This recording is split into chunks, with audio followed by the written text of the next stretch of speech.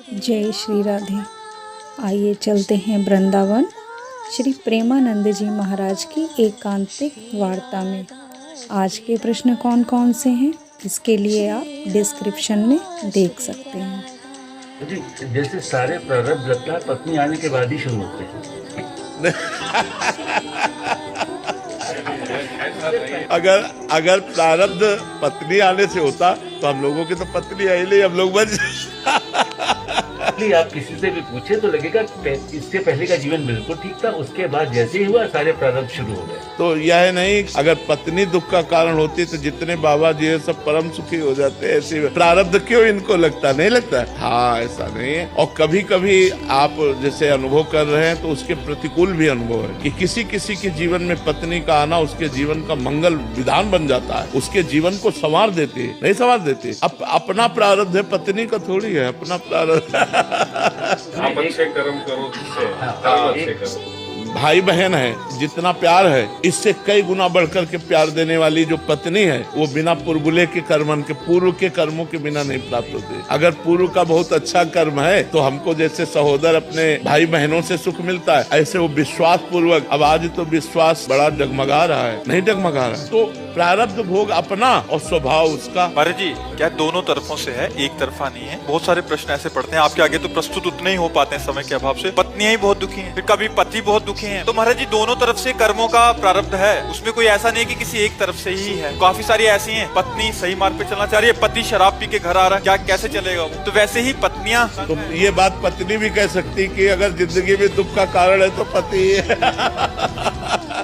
जैसे हम श्री जी के लिए भोजन बनाते हैं, उस समय अगर मक्खी या मच्छर उसमें गिर जाए या बाल गिर जाए तो भोजन दूसरा बनाना पड़ेगा। ये सावधानी रखनी पड़ेगी।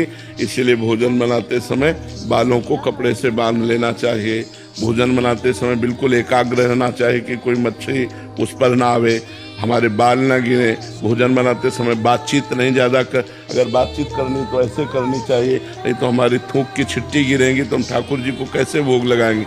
ये सावधानी रखनी चाहिए कि बाल है, मक्खी है, जूठापन है, ये ना होने पावे, अशुद्धता ना होने पावे। फिर बड़े प्यार से भगवान को भोग लगा के प्रसाद पाओ तो ये तुम्हारे पापों का नाश करके बुद्धि को शुद्ध कर देगा। करोड़पति पिता था, उसका लड़का स्कूल जाता था पैदल।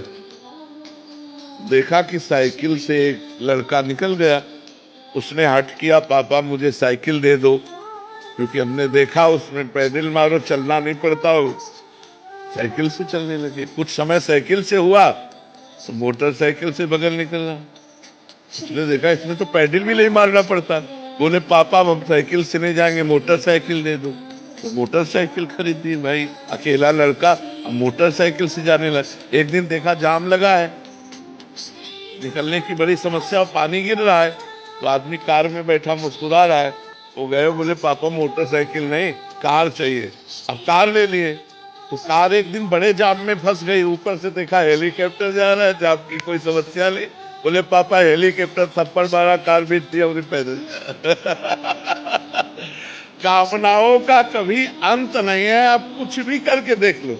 मैंने देखा है कि कई बार बहुत ही सज्जन और धार्मिक व्यक्ति भी बुढ़ापे में कष्ट झेलते हैं क्योंकि उनके बच्चे धर्म के मार्ग पर नहीं चलते, जबकि उन्होंने अच्छे संस्कार ये नई खेती, लेकिन पुरानी उन्होंने खेती जो की है उसको भोगना पड़ता है। अगर जवानी में अपराध बन जाते हैं तो फिर बुढ़ापे में भोगने पड़ते हैं, फिर आगे जन्म भी भोगने पड़ते हैं। तो यौवन अवस्था एक तूफान अवस्था है।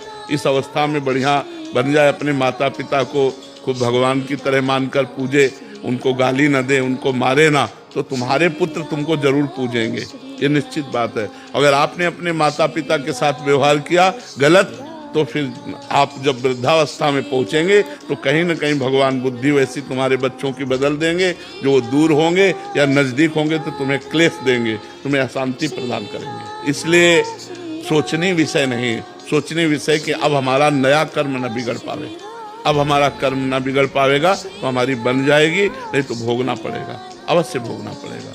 जवानी बहुत होश में बितानी चाहिए। मन के प्रति श्रद्धा सिर्फ पूजा, ध्यान या व्रत के जरिए ही दिखाई जा सकती है, या मन में भी ध्यान और भक्ति से भी उतना ही प्रभाव पड़ता है? पूजा और बाहरी जो क्रियाएं हैं ये भगवान की भक्ति के सदाचार हैं, लेकिन वास्तविक भक्ति है आंतरिक। जो अंदर से भगवान का चिंतन है, अंदर से भगवान के प्रति अपनापन है, मैं भगवान का, भगवान मेरे, यही वास्तविक भक्ति है। बाहरी तो दिखावा भी हो सकता है, भक्ति का वही स्वरूप परम पूजनी वंदनी है जिसमें यह है कि मैं भगवान का, भगवान मेरे, तदर्पिता अखिलाचारिता तद स्मरणेन परम व्याकुलतेति, समस्त आचरण भगवान को अर्पित करना और वो भी भगवान के अनुकूल आचरण करना और निरंतर भगवान का स्मरण करना अंदर ही अंदर, ये सच्ची भक्ति का स्वरूप।